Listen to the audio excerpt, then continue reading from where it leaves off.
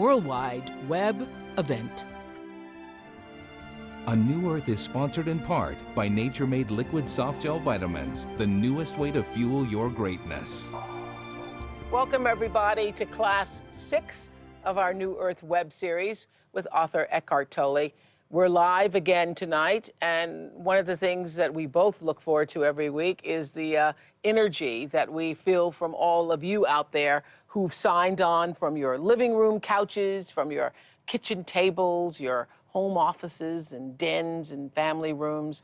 I consider this to be a sacred moment when we can all come together and in community this way and share in this work. So wherever you are right now, I thank you. Eckhart Tolle thanks you for awakening with us. One of my other favorite books is a book that Eckhart Tolle had written, I don't know how many years ago. A few years ago. A few years ago. And it's a little book with wonderful passages in it. And it's called Stillness Speaks. It really speaks to, just on a different level, what we've been talking about in New Earth. And I wanted to begin tonight's class, before we began our moments of silence here, reading from the beginning of Stillness Speaks by Eckhart Tolle. And it says, stillness is your essential nature. What is stillness? The inner space or awareness in which the words on this page are being perceived and become thoughts.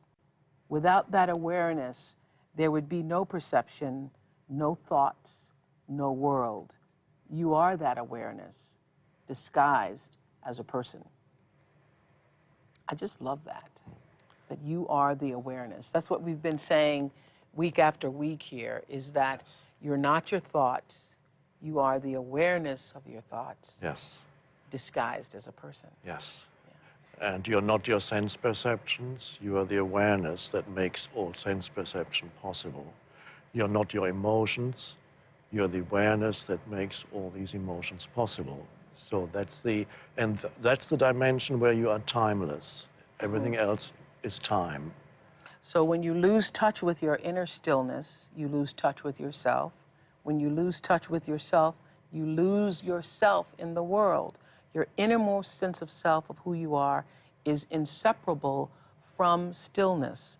This is the I am that is deeper than name and form. You are the awareness disguised as a person. Yes. So I think we should have our moments of silence leading into that. Yes.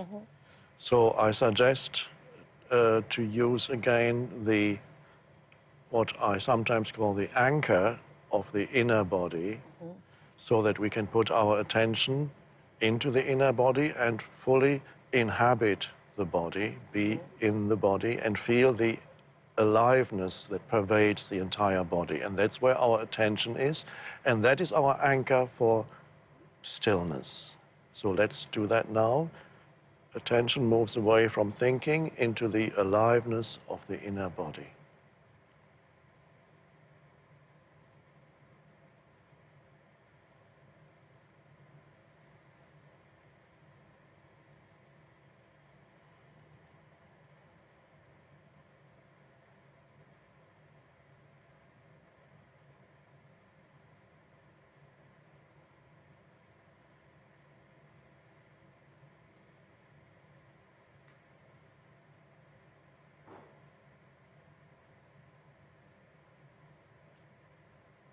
All right. All right, that is beautiful. So everybody, tonight we're discussing Chapter 6, Breaking Free. Let's start with an overview of what this chapter is really about. In Chapter 5, as you all know, we met the pain body, and that's, we all know what that is, that part of us that's addicted to negativity and unhappiness. And Eckhart says that the beginning of freedom from the pain body lies, first of all, in the realization that we all have a pain body. That was Chapter 5. We did that last week. Now in Chapter 6, we're going to explore what triggers the pain body in our everyday lives, and whether it's a situation or certain things other people do or say. Eckhart shows us how that we can actually use those triggers to enter a more heightened state of awareness. And also, this chapter is about breaking free of the pain body, so you don't have to continually carry the past and everything that happened in the past and what people did to you, your story, you can release that. Tonight is about breaking free. At the beginning of the chapter on page 162, you say that when you disidentify with the pain body, the energy that was trapped in the pain body, you say, then changes itself, its vibrational frequency, and is transmuted into presence. In this way, the pain body becomes fuel for consciousness. This is why many of the wisest, most enlightened men and women on our planet once had a heavy pain body, you say. So what I wanted to ask is that so many people today medicate themselves. Any uncomfortable feelings that you have, you go to a psychiatrist or counselor or whomever, the first thing they do is prescribe medication for you. Does medication get in the way of using the pain body as fuel for enlightenment? To a large extent, it does. There may be certain extreme cases when medication is necessary, and for people who already are on medication, it's certainly not advisable to go off medication without the advice of a doctor. Right. So if you feel that it's time for you to get off, talk to a doctor who is relatively conscious and can help you gradually to get off the medication. So it's really a question of not giving in to this culturally conditioned behavior that says whenever you feel some discomfort inside yourself or emotional disturbance, immediately to seek some external help in the form of a substance that you ask your doctor to give you. Rather, learn to be with inner discomfort that arises, learn to be with emotional pain that arises, rather than wanting to eliminate it. Learn to accept it. Acceptance is one of the main focal points of this teaching. So learn to accept whatever emotion arises in you, rather than run away from it or wanting to eliminate it. But why? This is the thing, Eckhart. Why would I want to accept it? That's why people are medicating themselves. Yes. That's why people eat, they gamble, they overwork themselves, they live in denial, they become unconscious because they don't want to deal with the pain. That's what we're all trying to get away from, is the pain. Yes. Now, if you medicate it, it doesn't actually go away. It dulls the pain so that you are not conscious of it anymore. It's still there in the background. It's the same thing for many illnesses. For example, I had a heavy cold a couple of weeks ago. Yes. I didn't take anything, but some people take things so that the symptoms are suppressed of the cold. It doesn't suppress the cold. The cold is still there. So why accept it? It's because it is here at this moment. So it's part of bringing this inner yes to whatever arises in the present moment. It is part of becoming friendly with the present moment, even if on the surface the present moment doesn't look that great. So we are bringing, and this is where the awareness begins to come into the emotion. If we bring acceptance to whatever we feel at this moment, rather than not wanting to feel it, the equivalent of that would be an external situation that arises, and then I resist it because I don't want this situation to be as it is, but it already is. And then you just cause stress. And that's what you say in this book and also in The Power of Now. Wanting something to be different than it is what causes stress. And creates further negative emotion. If there's some emotion in you that is not pleasant, and then you don't want to be feeling what you feel, creates on top of the emotion that's already there, another negative emotion that wants to deny what's there. So the best thing to do is to feel it, accept it, allow the feeling to do whatever it's going to do to you, make you feel sad or angry or upset or whatever, and then choose to do something about that. Yes. Or not. Yes. Realize first that you are the awareness for that emotion. You are the space for it. You are the awareness disguised as a person. You are not the emotion. You are the awareness. Okay. So then already a shift has happened, because if you completely identify with the emotion, then the emotion will very quickly rise into your mind and it will control your thinking. So. And you will think it's you.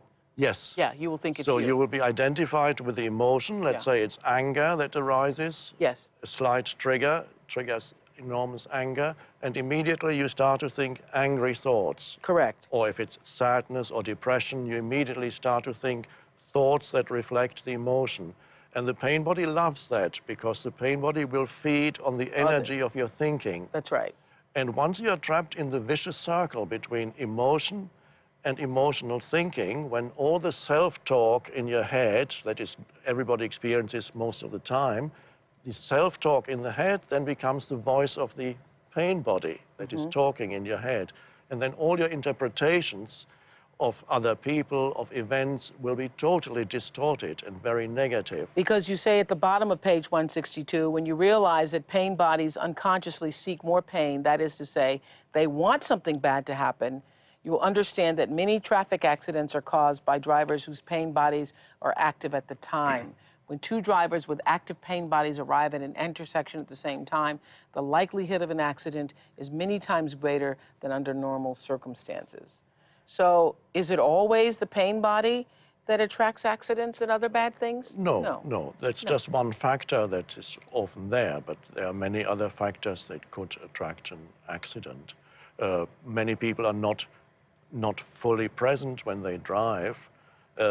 I remember there was a sad story some years ago of a famous actor who got thrown off his horse and then had a spinal injury. I forgot. Right, Christopher Reeve. Yes, and he passed away, I think, a couple of years ago. And I remember seeing the interview with him when he talked about that incident. He loved riding, and so he was horse riding, and he said for one moment he lost the present moment while he was riding his horse, and at that moment he got thrown off the horse. Wow. And he said that was the one moment of unawareness, and it happened. But then he actually grew tremendously inside after the accident because he brought complete acceptance to what happened to him. And so there was an enormous awakening that happened in him before he passed away. Even though he was paralyzed. Yes, yes. Well, Dave is Skyping us from his home office in Madison, Wisconsin. Dave, thank you for joining us. Hi, Oprah. Hi, Eckhart. Hi. Hello. Your question is? First off, I just want to say thank you to both of you. You are welcome, welcome. My question is, when my wife and I have a disagreement, she comes back hours or days later wanting to rehash that disagreement. And she always feels there has to be a wrong or a right to it. How can I get her to live in the present and get the ego out of the way? Were you watching last week when he told the story of the two monks? Yep. You know, and Yep. the monk said to the other monk, "You're still carrying that girl. I put her down hours ago." I want us to become the two ducks. You want to become the two ducks. Okay, good. Now, you need to see what is your role when you have disagreements at home. I assume that your wife has a pain body that becomes active at that time. And when you have disagreements, is your pain body also a contributing factor at home, or do you feel that it is just your wife's pain body? How, in other words, how do you feed into, what is your part in the disagreement and in the energy field there? Yeah, how are you playing into the drama of it, Dave? I don't play into the drama of it, and that seems to initially increase it more on her behalf. And then, but lately, after going through the book, I find that I look for a single thing. Her eyes are beautiful, and I just think of those, and I take to a different place inside myself, and it seems that it just diminishes on her behalf then. Now, when you disagree or you have an argument, that means to some extent you must be identified with a mental position, and because if you don't have a mental position that you identify with, there is no argument. Correct. So that's why I said, to Dave. This is why Oprah was a little bit skeptical. Yes. When you were talking. So it's perhaps before we talk about your wife, maybe there's something that you can do so that you let go of identification with mental positions when you discuss things. You can still discuss the practicality of certain things that you need to talk about, but don't become identified with a mental position of rightness that makes you right. And because that is what the ego thrives on, and that is what feeds the pain body. Whenever you identify with anything, it's the ego. Yes, That's what whatever you're you identify with becomes ego. So perhaps bring more vigilance into, especially when you see a situation is developing that is going to become an argument. Or you can see that the pain body in your wife is becoming active again. And then it's a time of being particularly alert and vigilant inside yourself so that you do not get drawn into opposing her in any way. And even Dave, you know, the reason why I said and was skeptical because of what Eckhart just said, if I may reiterate, if there's no drama involved at all with you, if you just become peace, then the argument has to dissolve. Like the woman, the story that he tells in the book of the woman who came and was so upset and carrying all the papers and the bills and so forth. And as he sat there just listening, taking it in, she finally said, "This doesn't really matter, does it?" And left and went home. You remember that? Yeah. From a couple classes ago. And I understand what you're talking about because often when you start reading this material and you start, you know, to awaken yourself, we become a little self-righteous about it, you know? So perhaps maybe there's a little bit of that still remaining with you where you want to say, I am so, because I know this happened with Stedman and myself. We're in a discussion and I'm feeling, well, I am very awakened. I'm a very evolved person. So what you're saying is not going to upset me, but that attitude, the energy of that, my ego and my self-righteousness is what contributed to the drama. You see what I'm saying? I do. Yeah. I do. Your need to be right or your need to feel like, you know, I'm a little bit more superior because I'm not engaging in this and you are. Yes, Yeah. yes. So that's then alertness and vigilance is very important on your part. I think what you just said here is so important for every one of us who's trying to continue to awaken to this process, that whenever there's an argument or disagreement, the thing is to not to, and it's not to ever make it about the other person, even though it seems to be. The question is not, what can I do for my wife, for my partner, for my boss, for my coworker, but it is what can I do in the situation. Yes, Right. That's always. What is my contribution to it? That's right. That's Yeah. primary. And then your wife, I don't know whether she has any interest in spiritual teaching or the pain body. Have you ever mentioned to her the pain body, not while there's a pain body attack happening, but when the pain Because body you is... said nobody hears you when you say No, it. because when you cannot talk to the pain body about the pain body, Yeah. that was actually dangerous because the pain body will throw something at you. So does your wife, what? I love it when you get tickled. Go ahead. I know pain bodies, so is your wife sometimes relatively more open to this than at other times, or is she always not open to this in your view? She's not open to it to this point, but when I was running off the sheets for this week's class, she picked them up out of the printer and she read them over and she said, you're talking about me. So maybe that opens the book. Yes, yes, yes. Opens the door. Dave, thanks so much for your question. Thanks so much. Thank you. Thank you. Well, many acts of violence, you say on page 163, are committed by normal people who temporarily turn into maniacs. Does this mean that you think people are not responsible for what they do when possessed by the pain body? No, that's what I say. They are not responsible. As we mentioned last time, Jesus on the cross, when he said, they know not what they do, meaning they are so unconscious, they are in the grip of an energy field, which they cannot control. They don't even know that they are in the grip of this energy field because it has taken complete possession of them. So in that sense, I say they are not responsible, which does not mean that they do not suffer the consequences of their actions. So it almost looks like a little bit of a paradox.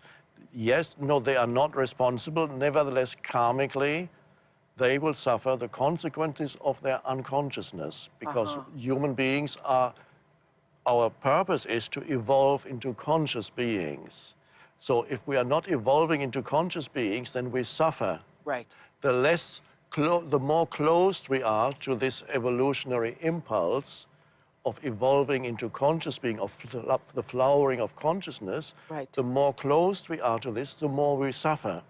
And so these people who inflict violence on others, who make others suffer, also make themselves suffer. And they suffer the consequences karmically, and sometimes the karmic consequences come in the form of the legal system. So That's right. they are put away, and so that represents for them at that time karma. And then there's always the possibility when they are in deep suffering because of something that they did in a state of complete unconsciousness, when they then are in deep suffering, perhaps in prison, whatever they may be, there's always the possibility then of awakening through the suffering that they inflicted on themselves, on others also. Because you say on page 164, when you can't stand the endless cycle of suffering anymore, you begin to awaken. So the pain body, too, has its necessary place in the larger picture. But there are a lot of people who never awaken. They just, you know, the pain body just, they die with it. Yes, that is true. Then there's always a chance that the unawakened consciousness awakens in some other form, in some other situation. So, but the entire universe is going in that direction of awakening. So it is, the more we are open to this, because we have to, or we're going to die. Yes, as the human species now, the impulse, the awakening impulse has been there for a million years longer. But for us now, we have arrived at this critical point where humanity, if humanity does not embrace this new state of consciousness, the awakened state, then humanity is not going to make it. On a cosmic scale, even that doesn't matter, and whatever gain there has been achieved in the awakening of consciousness on this planet is not going to be lost. There's only one consciousness throughout the entire universe, and that one consciousness is awakening in millions and billions of life forms. And so if we don't survive as a human species? That's not the greatest tragedy either. In relatively speaking, it is tragic, but in absolute terms, that's fine too. Yeah, and it's really, it's our decision. Yes, yes. The fact that we are here at this very moment, engaged in this work, is a very good sign. It's a sign. Because here, at least we know that right now, here, the awakening is happening. Yeah, for the hundreds of thousands of people who are joining us around the world. Yes. Danielle, who's joining us now from Ireland and Skyping us from Dublin. Hi, Danielle. Hi, Oprah. Hi, Eckhart. Hi. What time is it in Dublin right now? I think it's about 1:30 in the morning. Okay. Well, you're up late. Thank you for joining us. No. I'm delighted to be here. Thank you for having me. My question is about ego, and I'm just going to read it out. I've been practicing trying to stay in the present moment for over 3 years now, but I've come to some sort of block because my ego keeps on telling me, if you get rid of your ego, you will lose the world as you know it. You will lose your relationships with the friends you've built up for years, and you'll want to give up your career you've worked so hard for, and you'll be isolated from the rest of society because they are all living in ego. How can I overcome this? Thank you. Excellent question. Now, as you may have noticed, these are thoughts that arise in your mind. These thoughts that arise in your mind are telling you something. Now, what these thoughts are saying may be very far from the truth. What the thought that if you awaken, if you become really present, you're going to lose your friends, life is not going to be fun anymore. You have to see is that the truth, or are these just thoughts that my egoic mind is producing in order to stop me from being present? Do I believe in those thoughts, or do I believe in first-hand evidence that I have? Because if you've been practicing being present, then you realize it's actually quite joyful to be fully open to the present moment.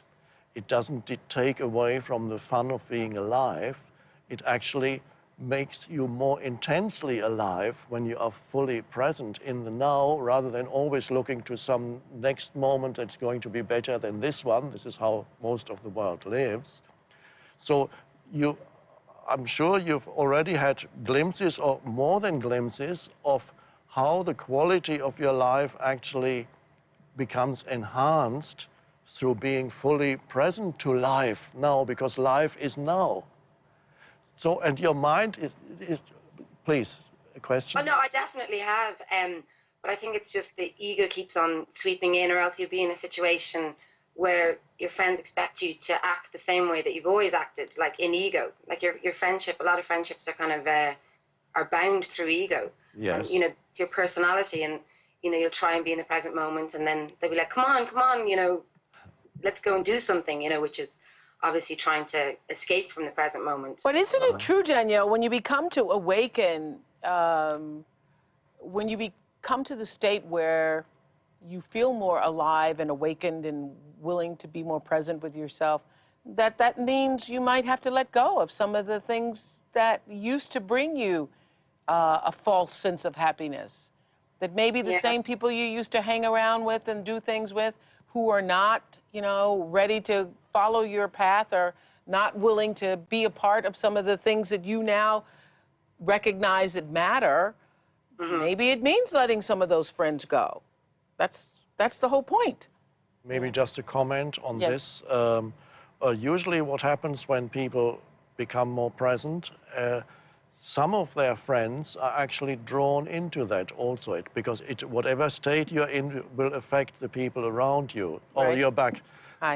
So usually it happens that some of your friends will actually join you and also grow in presence and awaken, and others may drop away who are not ready yet. That is usually the case.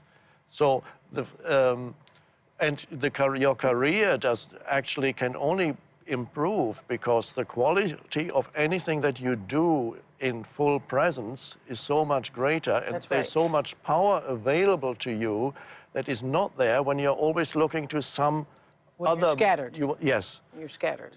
You remember a couple of weeks ago I quoted the Zen master who was observing competitors at an archery competition, and the Zen master was observing one competitor, and he said, his need to win drains him of power.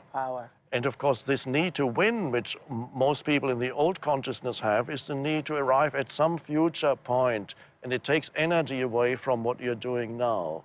And that drains you of power. So whatever you do becomes actually more powerful when you're present, rather than, so it can... I remember when I first started doing this talk show 22 years ago, I used to get asked a lot of questions about other talk shows and other people. And I always used to say, we're running our own race here. And the energy that it takes to look back and see where the other guy is in the race. And there have been a lot of guys, and female guys and guys, with shows who were in competition. I go, the energy that it takes to look at what somebody else is doing takes energy away from what you're doing. Yes. I mean, if you're on track, I used to run track, and if you just take the moment to look back and see where the other guy is, that energy is so draining. Yes. And causes you to lose your own footing. Yes. And lose your own concentration and focus. Yes. So that's what you're saying. Yes, and that's also put this sense that you are competing against others is part of the ego energy. That's right. And that also takes power away. That's right. Instead of just run the race. Yes. Run your own race. Yes. Now, what's the best way for us to sense the pain body? It's very... Thank you so much, Danielle, joining us from Dublin. The technical problems. Thanks. Bye. Thank you. Bye. Thank you. It's very easy for all of us to spot the pain body in other people. And I've Yes. actually heard the word come up many times this week. Ooh, that was his pain body. Ooh, that was his pain body. So thanks for introducing it to our culture. So it's easy to see it in other people. What's the best way, number one, to spot it in yourself, and how do you stop ourselves from acting out when we're in its grip? Are there simple, exercises or something we can do to break the grip when you feel yourself going there? Yes. So the important thing is to catch it as it first arises because before it takes over your mind, when it's there as an emotion. And usually it's the pain body when the emotional reaction is out of proportion to the triggering event. So a relatively minor thing triggers an enormous amount of unhappiness in whatever form. That's right. A small thing happens and you flare up. Yes. Yeah. Yes. And so then, and after a while, you realize the kind of situation that triggers your pain body. And then you can be actually more vigilant when such a situation happens. So, and you can see, very important thing is to be able to have some attention inside your body that is connected with the exercise we did at the beginning today, which is bringing consciousness into the body. Because if you're able to bring consciousness into the body, you can more easily feel an arising emotion inside you, whether it's a very heavy emotion of deep sadness, or whether it's a fiery emotion of anger, or whatever it is, or the emotion of intense fear, that contraction. Then you can, there's so many people these days who are completely out of touch with their emotions because they live only in the head. So being able to feel an emotion as it arises and then recognizing it as the beginning of the pain body, my pain body. And as long as you know this is the pain body, you are not identified with it, because the knowing is the awareness. So if you can catch it early on, and then it may still grow, suddenly the fear may become very intense, or the anger, or whatever form the pain body takes, but you will be there as the awareness in the background while it happens. And one thing that then doesn't happen is that the pain body cannot control your thinking, because you're shining the light of consciousness on it. It cannot then creep into your mind and suddenly make your mind think what it wants to think. So remain there as the awareness for it and say, oh, there's the pain body. Then it cannot renew itself, and it also cannot control your behavior, your actions. All it is that you have contained it, not through holding it down, but you have contained it there through your presence. And then it can't renew itself in that situation. So suddenly it comes up, but it cannot renew itself, and then it will subside again. But the pain body, being very clever, it'll then wait for a more suitable opportunity when you are less conscious than at that moment, and then it'll come It will up try again. And for example... So it's like you're always being tested. Yes. The pain body is like a little wild animal or something. It's there in the background, say, okay, what's the situation? Am I going to come out now, or is it the situation not right? He's too conscious. Is the pain body also your ego, Eckhart? The pain body is the emotional aspect of ego. So when you identify with the pain body, it becomes part of the ego, because whatever you identify with becomes part of the ego. When you don't identify with it, it's no longer part of the ego. All right, because what you identify with is the ego. Yes. I like this question from Lorraine from Vancouver, British Columbia, who writes, I attract negativity. It seems that my whole world is one big fight. I just want people to stop instigating fights with me. I don't deliberately go out and begin conflict, but it comes to me. I hate it. I just want peace. What's the problem? Isn't that interesting? Yes. Yes. Now, this is whatever you experience repeatedly and frequently externally is a reflection of your inner state. So you attract certain things into your life that reflect your state of consciousness. So for Lorraine, it's very important to become much more aware of whatever state she is in at any given moment. Become more aware of what emotion she is feeling at any given moment. Because Lorraine could not be attracting fights and conflict unless she was emanating that energy. Yes. And you say on 162, every human being emanates an energy field that corresponds to his or her inner state, Most people can sense it, although they may feel someone else's energy emanation only subliminally. That is to say, they don't know that they sense it, yet it determines to a large extent how they feel about and react to that person. Yes. Yeah. And so there are two aspects to your inner state. There's the emotional aspect to your inner state. What is the energy of the emotion that you feel? And there's the mental aspect. What kinds of thoughts is your mind producing at this moment? Is your mind producing negative thoughts? What kind of thoughts? So you need to be there as the awareness, become aware of what is that I feel right now? What is my state at this moment? That's a good question to ask yourself.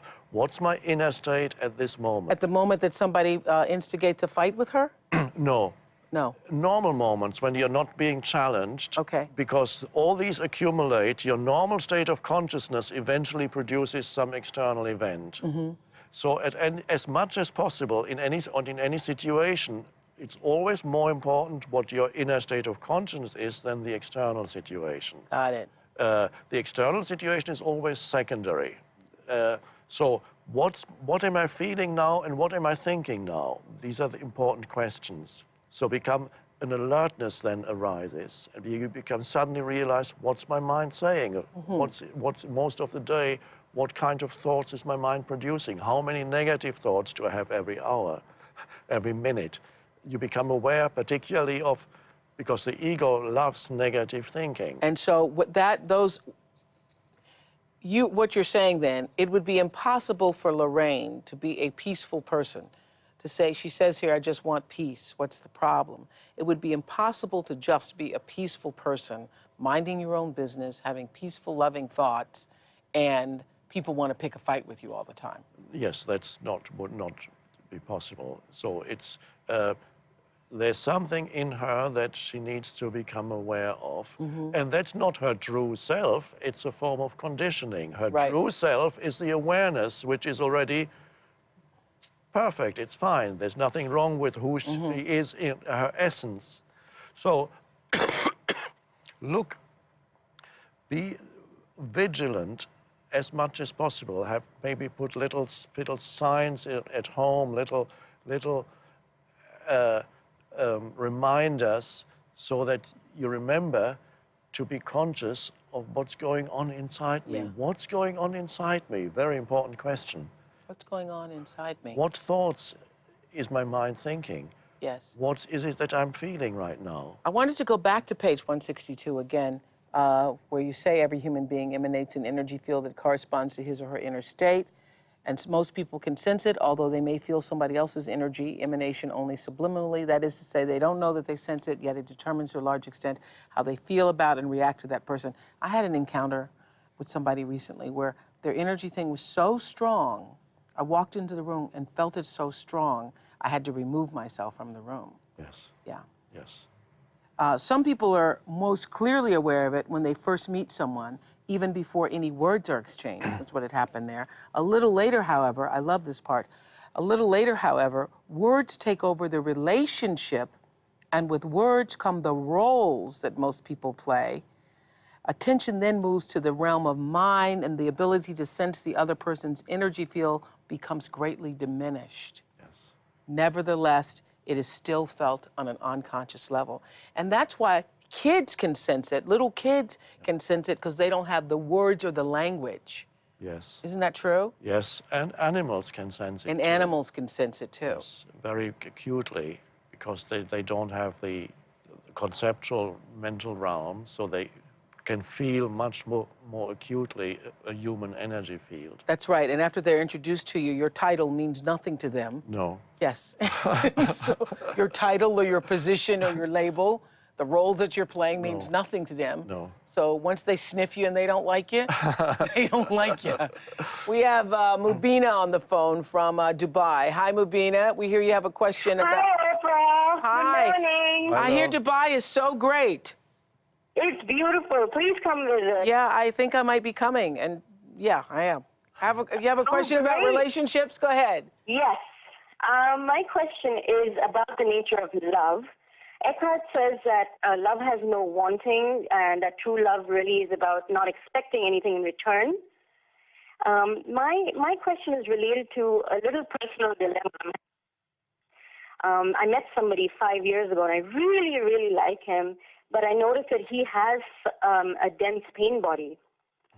My question is, should I continue to be present for this person? I have been doing so for 5 years, giving him my present time and really being there for him. And is it worth waiting? Because I really do want to get married and have a family someday. Is it worth waiting for someone, with a dense pain body, but I still feel I want to be present for this person? And I know Eckhart says that we shouldn't go around changing people. Well, you're not going to change him, first of all. Right. Okay. Are you hoping that you're going to change him? I'm hoping that he's going to let go of his past at some point and realize that I'm the one for him. Well, I think you need a little more awakening. Okay. No, but I'll let Eckhart answer. Go ahead. So do you feel that you love that person? Yes, very dearly. Well, let's see what it means to love someone. When you truly love another human being, there's something that you recognize in them that has nothing to do with the form of that person. There is the recognition of the essence of that person, and your own essence, your own being, your own consciousness recognizes that in the other. And that essence is the divine in each human being. So when you love another person, you really love God in the other person. You don't love the person.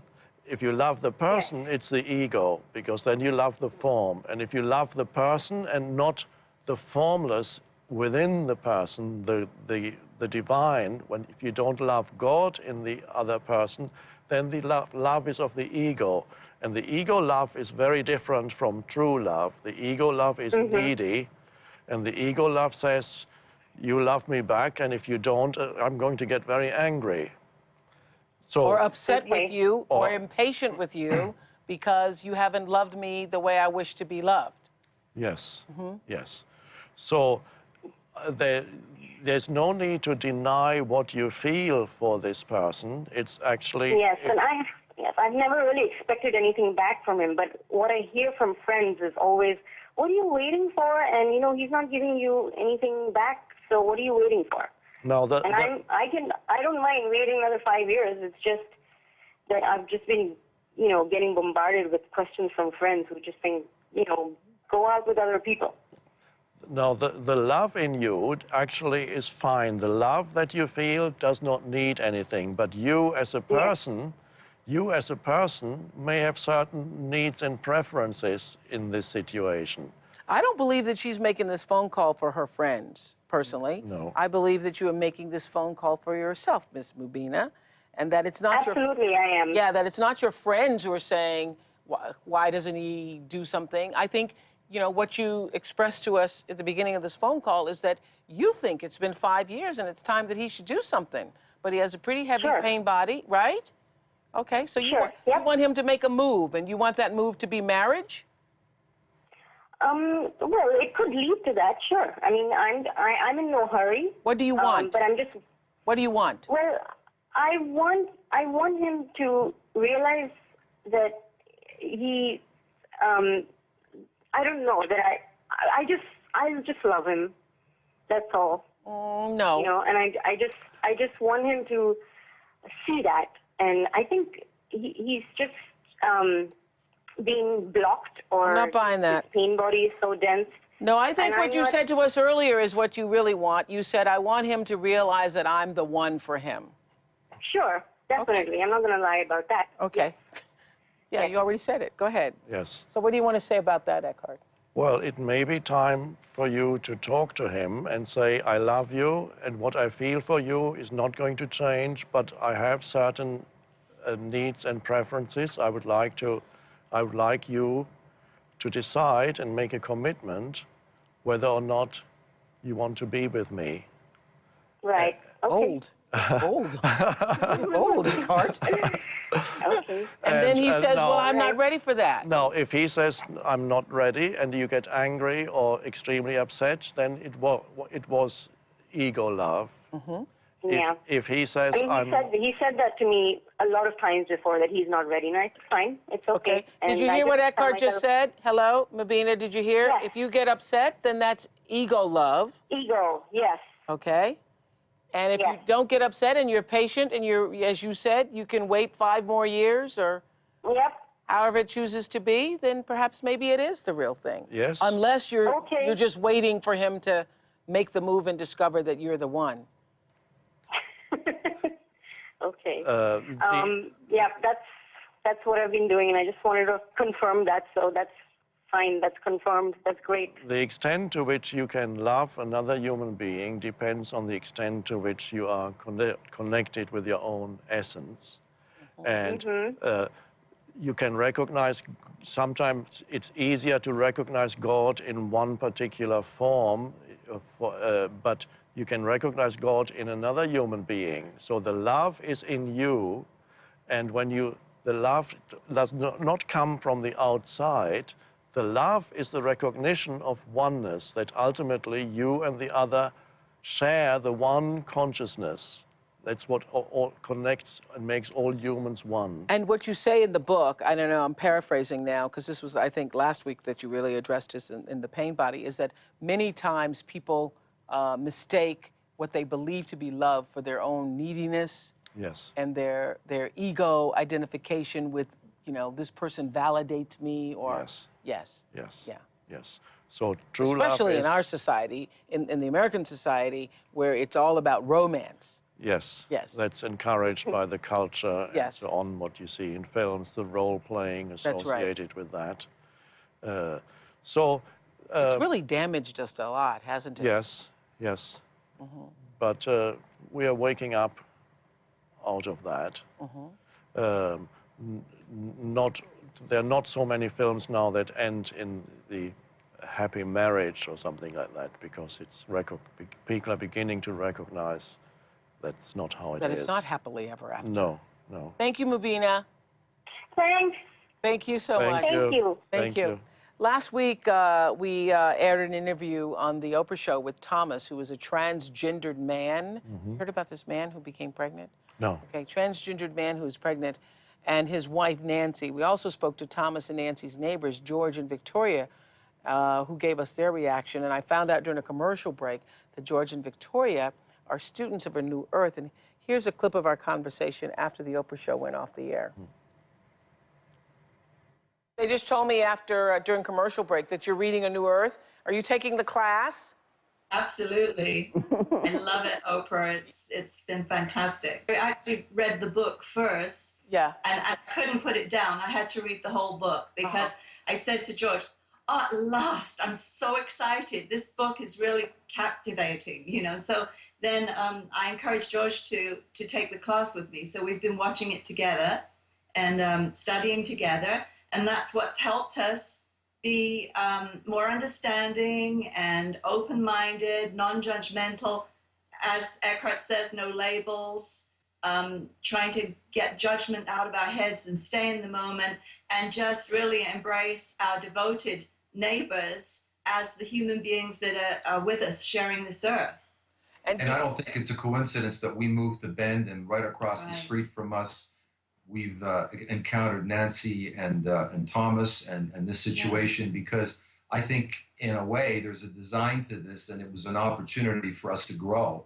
And this is why we're kind of honored really to share this experience, because it's really helped us become, more enlightened people. It's given us the opportunity to actually manifest what the seminars are all about. So that's Victoria and George. Join us now from Skype from their home office in Bend, Oregon. Since Nancy and Tom were on the show, has all the press been in your neighborhood looking for them or looking for you? Yes, they were. Oddly enough, they kind of dissipated after your show, and it's been relatively peaceful now. Oh, good. Well, I remember you had a question for Eckhart, and I said I was going to let you ask that question yourself. That was related to the suffering of Christ. On page 144, Eckhart writes, "Why is the suffering body of Christ, his face distorted in agony and his body bleeding from countless wounds, such a significant image in the collective consciousness of humanity? Millions of people, particularly in medieval times, would not have related to it as deeply as they did if something within themselves had not resonated with it, if they had not unconsciously recognized it as an outer representation of their own inner reality, the pain body. They were not yet conscious enough to recognize it directly within themselves, but it was the beginning of their becoming aware of it." Christ can be seen as the archetypical human, embodying both the pain and the possibility of transcendence. And you had a question regarding some of this. Go ahead, George. Yes, thank you, Oprah, for having us on the show. Eckhart, you mention the Christian doctrine a lot in your book, and this is a question to help me reconcile Christian doctrine with your teachings. If it's true that the ego loves suffering, as you mention in your book, and if it's true, as the New Testament says, that God sent his only begotten Son to suffer and die for humanity's sins, was the Passion of Christ an ego trip? Thank you, thank you. Now, I would not say that the ego loves suffering, the pain body loves suffering. The ego is actually very often tries very hard to avoid suffering. The ego produces suffering inevitably sooner or later because the way it goes about its business is dysfunctional. The ego is a very limited view of who you are. And if you act from such a limited view of who you are, you cannot see where you fit into the totality of other human beings and your environment, then eventually your actions will produce suffering. So the ego produces suffering, although it wants something else. This is why we have the proverb, the road to hell is paved with good intentions. The ego wants the best for you, but it produces often the worst. So I would not say that the suffering of Christ is an ego trip. It's not that. I'd like to share with you something. I had an insight some years ago. I was walking in England into a village church. It was all very quiet. I was the only person in that 600-year-old church.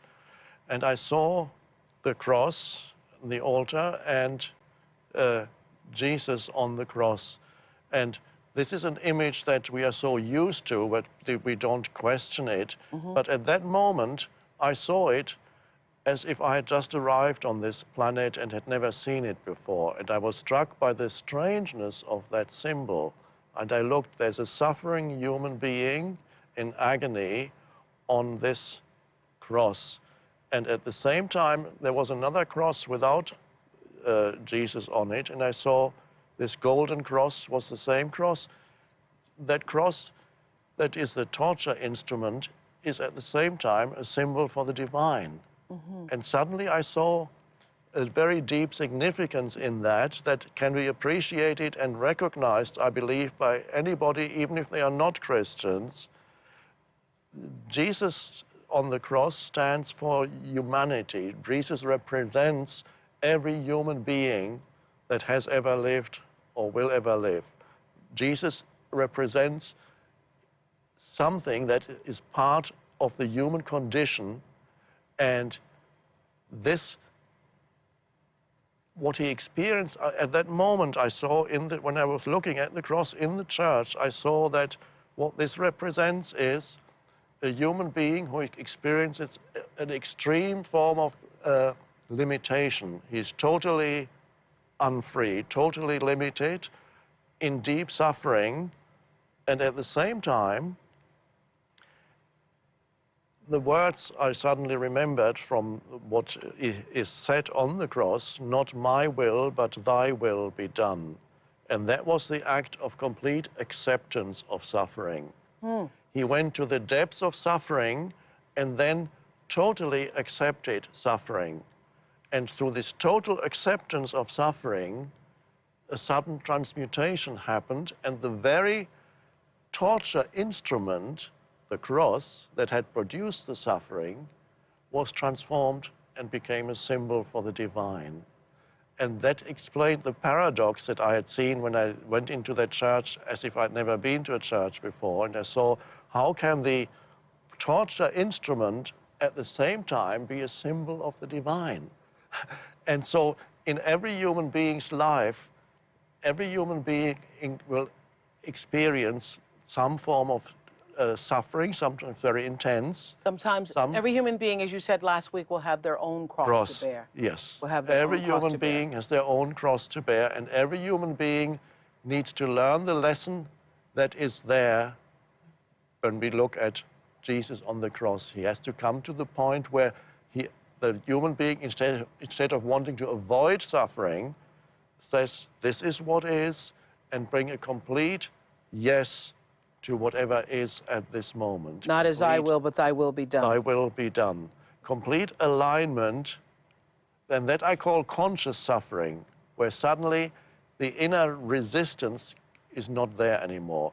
And when you go into conscious suffering and say, this is fine, I say yes to this, even the most unacceptable situation, if there's nothing I can do about it, I bring a yes to it. Not as I will, thy will be done. Yes. And at that moment, the ego dies. And in that moment, the divine comes through. And the very thing that was the worst thing that could ever happen to you, when you bring surrender to it, becomes an opening into the divine.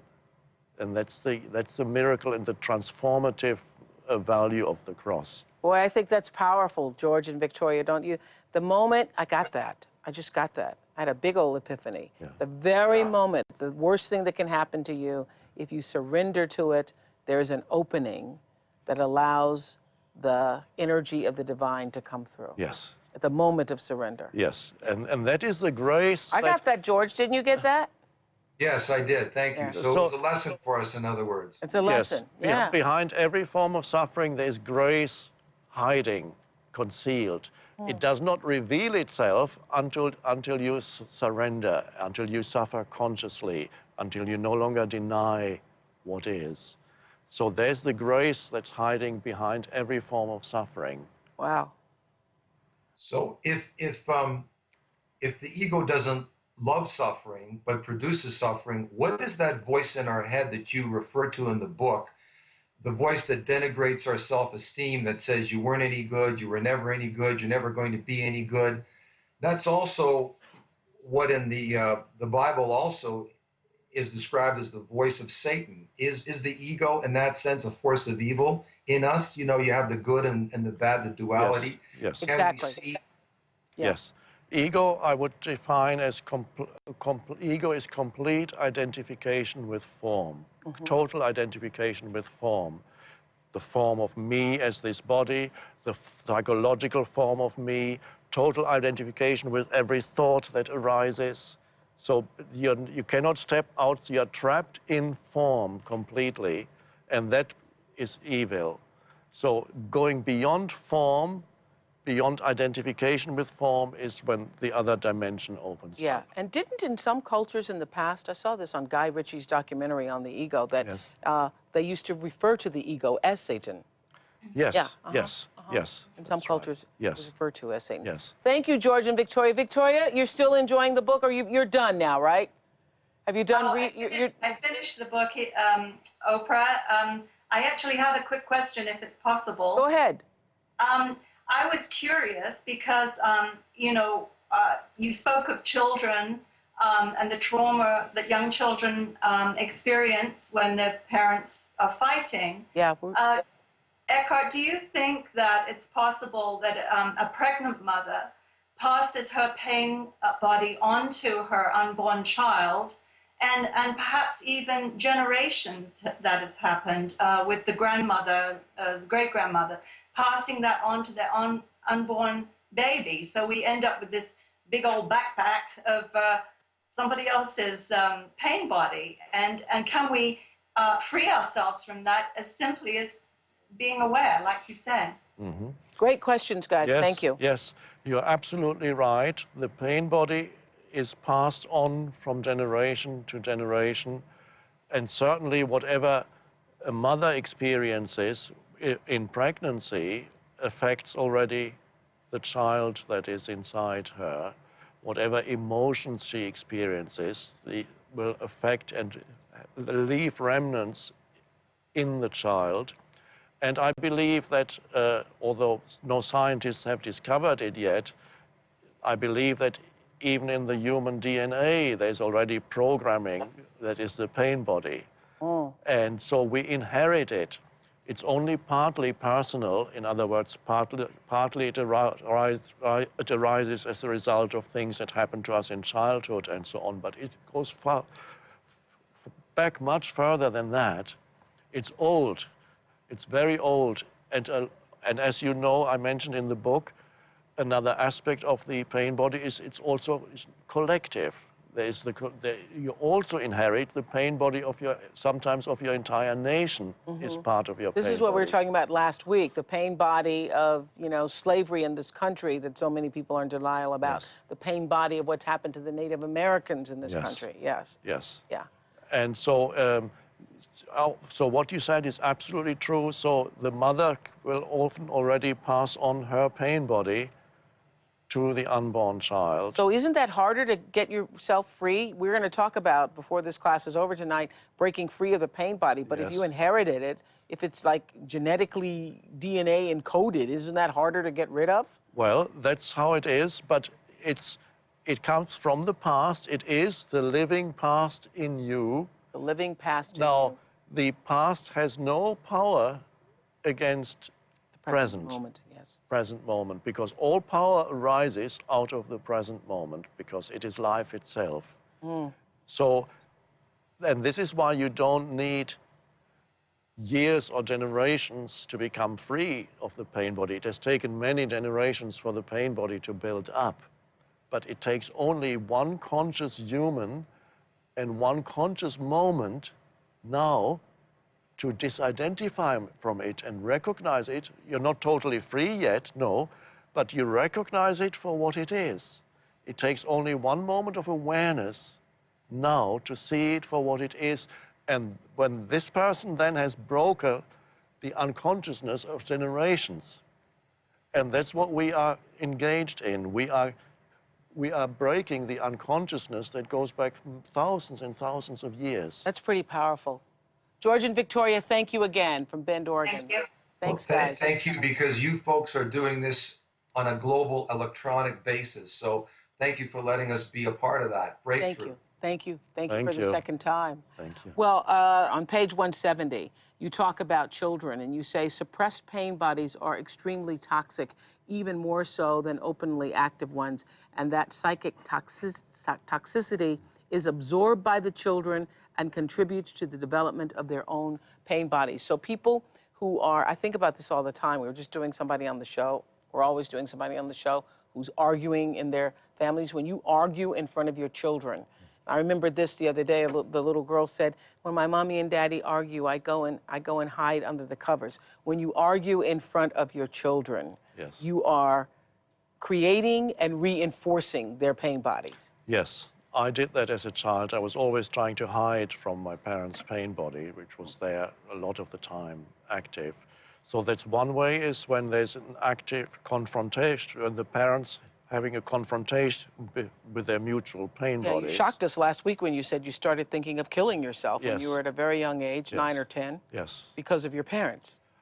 Yes, that was the general environment that I was in. I perceived it as extremely unpleasant. There was the environment of my parents, and there was, not that they were not loving parents, but they both had heavy pain bodies. I loved them, but I didn't know at the time why there was continuous conflict. I just knew it was dreadful to be around them. And of course, I was also unhappy at school because I never liked having to study things that I wasn't interested in, and it wasn't done in an interesting way. So, yes, so the children then absorb, in one way they absorb the pain body from their parents is when there's open conflict between the parents' pain bodies. But another way is also when some parents say we mustn't fight in front of the children, and nevertheless there's an intense emotional negativity. They may not be saying anything, but there's an emanation of intense negativity in the parents. That's right. I know a couple stayed together 24 years in order until the last child was grown and had gone to college. All the children are completely messed up, you know, and one problem after another problem, drugs and drinking and all kinds of problems, because the children stayed in that house and absorbed all the energy that was in that house. Yes. Yeah. And sometimes it's the case if the parents repress that because they don't want to fight in front of the children, or they may have an image of themselves as religious and they mustn't. That's right. And so they are not even they're not even admitting to themselves perhaps that there's intense negativity. And then the children grow up in that, and sometimes it's then the children who are forced to act it out in the world. That's right. And the interesting about that, when you try to repress it, when you're not fully realizing the truth of who you are, and you say the truth of who you are will set you free, when you allow the repressed bad energy to go on in the household, the energy is still there. It goes back to what I was saying on page 162. Yes. The energy is always there. Yes. And children more so than even adults, children who don't have the language for it, pick up on the energy. Yes, yes. And often blame themselves because they don't have the language to explain. Yes. Okay, okay. You also say on, well, first of all, we'll do this. We'll go to a caller on this topic from Melbourne, Australia. Hello. She has a 10-year-old daughter. Her name is Wendy. Wendy, hi. Hi, Oprah. Hi, Eckhart. Hi. Hi. Thank you for having me on the webcast today. Well, great to talk to you. I have a question. Eckhart, on page 178, you state that someone who in childhood was neglected or abandoned by one or both parents will likely develop a pain body that becomes triggered in any situation that resonates even remotely with their primordial pain of abandonment.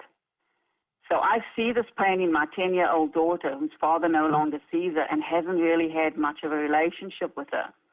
And my question is, how do I help her through her feelings of abandonment? And how do I guide her through people-pleasing behavior? Because I notice she has a strong tendency to people-please just to be accepted or liked. I would really love some help on this one, as I'm often at a loss on how to help her through it. Can you give an example of how this, what you see as a sense of abandonment, how it manifests in her now, and what could, can you give a situation where this happens? How does she behave in such a situation? Well, often there's been occasions when they have little parties at school and children get invited, and if she's one of the kids that's excluded, because obviously not everyone gets invited to everyone's birthday party, she's so traumatized by it. And she cries and she doesn't understand, and she comes and she says they don't like her or they don't love her. And then she'll try to often buy their friendship. She'll take things to them, you know, take gifts or take Easter eggs lately and things like that. And I just think, oh, how do I get her through this? You know, she wants to be liked all the time and she wants approval. So your but child... It's a case of intense tears and trauma. She is now 10 years old? 10 years old, yes. Yes. Perhaps you can gradually, over the next few years, explain to her that she cannot be liked by everybody. Nobody is liked by everybody. And you cannot expect... I think if you explain it gently, she will begin to understand that it is impossible in this world to be liked and accepted by everybody, and it is not necessary to be liked and accepted by everybody. And especially if you do things that are of any significance in this world, as when she grows up, the more significant things you do in this world, the more you will find there are certain people who don't like what you do. Correct. And even Oprah has people who don't like what she does. I don't know why, but I don't either. Yeah. Yes, and the more successful you become, the more people you have who don't like what you do. So you have and I used to be, listen, as you're describing your daughter, I used to be this little 10-year-old girl who had such a desire to please. I was always taking all of my notebook paper and giving it to everybody else, whatever I had. Even in college, nobody liked me, so I would, spend all my money because I was working in TV from the time I was a sophomore in college, and everybody else was jealous of me for having a job and having a job on TV. And so I would take my money and buy pizzas for everybody and try to make everybody like me. And, listen, I was 40-something before I figured it out, so I hope your daughter gets it before then. I think some gentle explanation, just a little bit here and there. Now she's 10, and then over the next few years, the behavior will continue for a while. You cannot just undo old conditioning in another person. Yeah, the pain body is I was not wanted by my father. That's what the 10-year-old is feeling. I was not wanted by my father. Yes, yes. Yeah. And the pain body, if your daughter gets taken over by intense negative feelings that are out of proportion to the triggering event, which is a sign that this is the pain body, if this happens and when this happens, after, I describe it in A New Earth, after a pain body episode is over, the next day, for example, you talk to what your daughter felt at that time.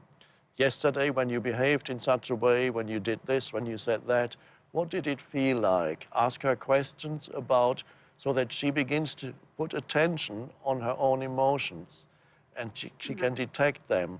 Ask questions about, after a pain body episode in your daughter, ask her what it feels like, so that the awareness grows in her of this. And next time, when it happens again, say, oh, there's that old thing has come back. You may even encourage her to give it a name, the pain body. Okay. And then she can identify it when it happens again. So gradually the child can be, instead of at the mercy of these arising emotions, the child can already learn at an early age to be there as the awareness of the emotion, rather than to be taken over by the emotion. Actually, I think children can learn this a lot easier than adults can, because we're so overly conditioned. Yes, and that should be one of the main things that children learn at school, but so far that's not happening. Right. And also, Wendy, I might suggest this. I think one of the things that would have helped me a lot, and I found this with my girls in Africa who come from really disadvantaged backgrounds. They are disadvantaged, and one of the things I want to teach them is a life of service. You always feel better about your life when you can be of service to someone else's.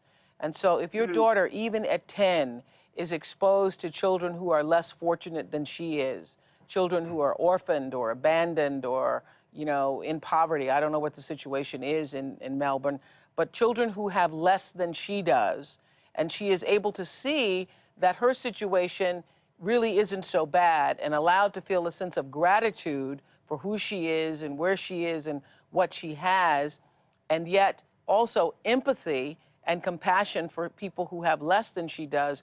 I think that will also, even at 10 years old, begin to offer some perspective for her. Yes, absolutely. Yes, I agree. Yes. Yep, absolutely. Yes. Thank you so much for your call. Thank you very much. Thank you. Thank you. So tonight's chapter, Breaking Free, how do we do it? You say, how long does it take to become free of the pain body on page 183? Tell us how long. The important question, as I say, is not how long it takes to become free of the pain body, but how long does it take for me to stop identifying with the pain body? That's because it's more important to stop identifying with it, because in one sense, you're already free. The pain body may still be there in you for a while, but when you stop identifying with it, that's freedom already. You say the answer is, of course, that it depends both on the density of an individual's pain body, some are more dense than others, Yes. as well as the degree or intensity of that individual's arising presence. Yes. So the more you're able to bring that sense of awareness, or as I said in the beginning, that you you who is disguised That's right. as awareness. That awareness is you disguised as a person. The more you can be present with that, yes, the more it dissipates. yes. It doesn't happen instantly. No, but every time you disidentify, every time you are there as the awareness, the energy of the pain body already diminishes. So every time there's a little bit less of it, and what happens to the energy? Energy is all one. There's only one energy, but it appears in different frequencies, and the pain body energy it has a certain frequency. It's contained, it's rigid, it's tight, and it becomes freed, and it contributes to the arising awareness. And you say, but it's not the pain body, but identification with it that causes the suffering. That's right. The pain body itself is only... There's no power over it. No.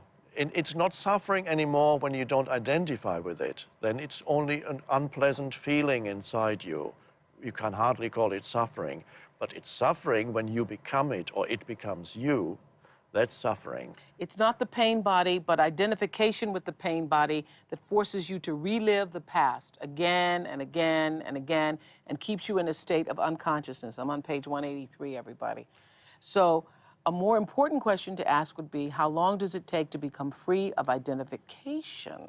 Yes, that's the key. And the answer to that, of course, is it doesn't really take any time, because all it requires you is to be aware this moment as it arises. In the moment it arises, to see it and recognize it. Be the awareness for it, be the space for it, is another word, another expression we can use. Are you able to be the awareness for the pain body, to be the space for the pain body and say, ah, there it is. That means you've broken the identification. All it requires is for you to be present in the now as the awareness. And to remember that the past, no matter what it is, no matter how awful it was, how horrifying, how much suffering, the past has no power over the present moment. Because what arises out of the present moment is the dimension of consciousness that we call presence or awareness. Right. It's a dimension that was already there in you always, but had been covered up by density of emotion and density of conditioned mind structures, thinking. And the way you get to that is to bring yourself back to the present moment. Get still. Yes. Get still. Get still. And then that arises, that dimension that then arises is, we could call it, goes beyond who you are as a person. It is transpersonal. It is a transpersonal dimension in you. And that's the only thing that can free you from the purely personal realm, which has its place, but is very limited. And it's the only thing that can free you from the past and the heaviness of the past. And the past cannot prevail against it. It is impossible, because it is the only power there is. So it is also the timeless dimension in you. When we talk of presence or awareness, there is no past and future in presence or awareness. I got that. When you say on the page 184, when you feel the pain body, don't fall into the error of thinking there's something wrong with you, making yourself into a problem. Yes. Because the ego loves that. Yes. Okay, the knowing needs to be followed by accepting. We talked about that a lot tonight. Anything else will obscure it. Accepting means you allow yourself to feel whatever it is you're feeling at that moment. You can't argue with what is. Well, you can, but if you do, you suffer. That's how we suffer. Through allowing, you become what you are, vast and spacious. You become whole. You're not a fragment anymore, which is how the ego perceives itself. Your true nature emerges, which is one with the nature of God. And then you say, Jesus points to this when he says, be ye whole, even as your Father in heaven is whole.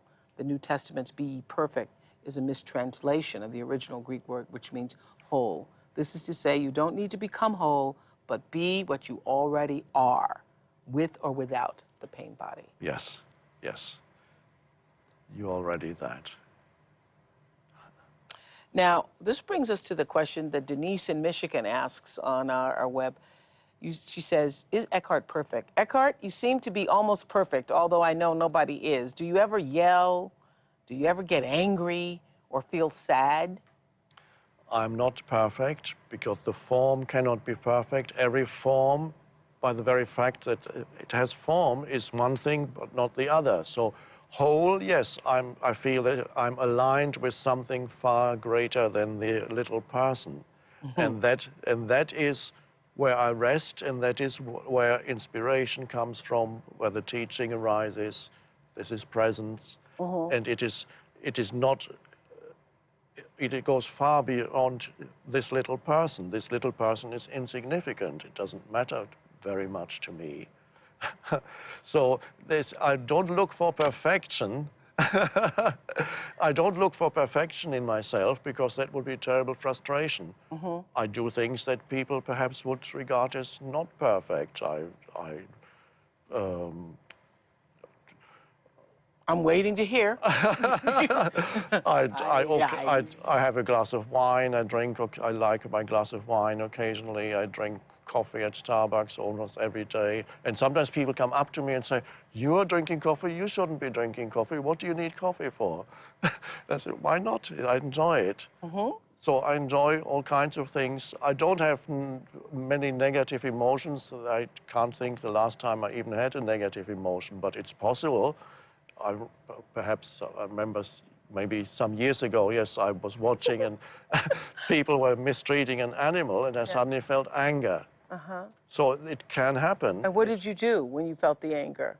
I just did a show on puppy mills. It made me very angry too. So what did you do with that anger? Did you say, "Oh, I'm feeling anger"? You noticed the anger? Yes. And the situation, somebody else interfered at that very moment. Otherwise, I had already taken steps towards stopping it. And so the anger was there, I felt it, and it was in my system for a couple of minutes as a vibrational, intense vibration in the body, and then it dissipated. I let it go, like the So duck. you don't just like little things don't upset you ever? Oh, no. I've let go. I had so much of that in the past, so much suffering with all kinds of little things. It's not worth it. Yeah, I never understand this, because I'm not, I don't get triggered by, automobiles or driving or stuff. I never understand the road rage. That's No, I pain body, don't. right? Yes, and the I never continuous. understand why not being led in a line or being cut off, why that would cause you to be so crazy. No, I don't understand it either. But for many people, that is something they personalize the traffic. So it's an egoic phenomenon. So when somebody does something, they regard it as a personal insult to them, to their dignity or whatever. Really? And of course, if it were... They personalize the traffic.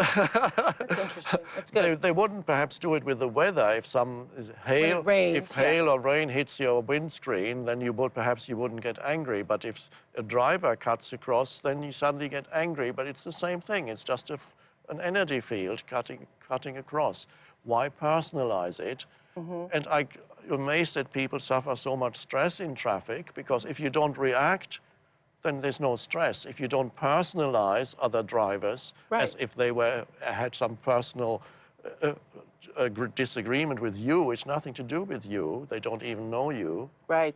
If you don't personalize things, it's actually quite stress-free. Or you get stuck in traffic, and people get so frustrated getting stuck in traffic. Yes. I know. And that can be a wonderful meditation. You can't move. Why not be in the body, feel the intense aliveness in your energy field, and be there, enjoy. And everybody who's listening who's ever been stuck in traffic, you now, after reading the book, you know how ridiculous it is to be upset that you're stuck in traffic, because there's nothing you can do to change it. So just be with it. Wonderful opportunity for acceptance and surrender.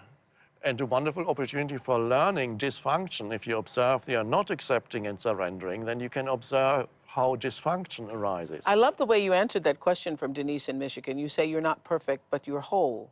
Yes. So sometimes people on the spiritual path, they look for some kind of perfection. They have an image of how a perfect, evolved, spiritual human being behaves, and then they try to conform that to that image. It doesn't work. It really accept your own limitations, accept your imperfections. Do you have no attachment to, I mean, the way you even described your body? I loved last week, toward the end of our webcast, I asked you if you had any fear of dying, and I said this later to some friends. I've never talked to anybody to whom I've asked that question, and there was such definitive resoluteness about it, how you were just like I really believed you when you said you had no fear. I really believed you when you had no fear of death. Yeah. And you have no attachment to anything? Like, do you live in a nice house? Do you like nice things? Oh, yes, yes, I like nice things. Now, for many years, I lived on a minimum because for many years I didn't have a regular job. I was just doing some occasional counseling and occasional little workshops. So for many years, I lived on very, very little, and I enjoyed that. Later on, I realized, oh, I must have lived for all those years below the poverty level. But I didn't feel that at the time. I didn't regard myself as poor. I've enjoyed every moment of it. And then now I have relative wealth, especially compared to that time. I'm relatively well, and I'm actually enjoying that too. I buy some nice furniture sometimes and enjoy it. You like nice sheets? I like nice sheets. Or do Yes. you care? Well, I can sleep in any, but I like nice things. But you're not attached to them? No, I'm not attached. I enjoy having space around so that you don't have to listen to the neighbor's noise. That is quite nice. Perhaps the greatest thing that money can buy is space around you. But if you don't have it, and if you have to live with neighbor's noise, it's a great opportunity for surrendering or for telling them to shut up, but... Before we go, I wanted to have you tell everyone about an upcoming, well, I want to tell you about an upcoming Oprah show. Do you want to summarize? I guess you just basically did. Yes. To break free of it, lose the identification. Yes, that's it, yes. I'm really excited about the next chapter because the next chapter is finding who you truly are. And I would say, bring a friend to the webcast next week. Come and bring a friend, because even if you haven't read the rest of the book, you can start really on page 185 with finding who you truly are, and then work your way backwards. It's going to be so exciting. I mean, I love it too. I love it. Yeah. Oh, I love it when you love it. I love it. It's going to be so exciting. And also, everybody, listen, I want to tell you about an upcoming Oprah show we're doing this Wednesday, an entire hour on A New Earth that's going to air on our show, my show, this Wednesday, April 9th, in the United States and in Canada and the rest of the world as soon as we can get it to our international affiliates. For those of you, Mubina in Dubai, we'll be talking to people who've had a big and little transformation in their lives. It's a powerful hour and something I think you'll want to see. If you've been trying to talk to your friends about this or people in your home about this, that's the show that they should watch. I want to encourage you to have them watch that and bring a friend to next week's webcast to find out who you truly are. Again, Eckhart and I thank you all for joining us around the world. The 6th class will be available on demand tomorrow for free here at Oprah.com. And if you want to download or watch any of our classes, you can do that also tomorrow at Oprah.com and iTunes. It's free. Thanks to Nature Made soft gel vitamins. It's free. And also tomorrow, we'll have special bonus materials for you on Oprah.com and iTunes. Audio meditations read by Eckhart's partner, Kim Ng. You can listen to them on your computer or download them and take them to go. Don't forget to update your workbook. Get ready for next week's class, finding out who you truly are. If you're not who you think you are, well, then who are you? We're going to talk about that. It's going to be so exciting next week. Again, I thank you. Thank you, everybody. Okay. Thank you. See you in class next week. Good night. Good night. Lovely. Wasn't that lovely?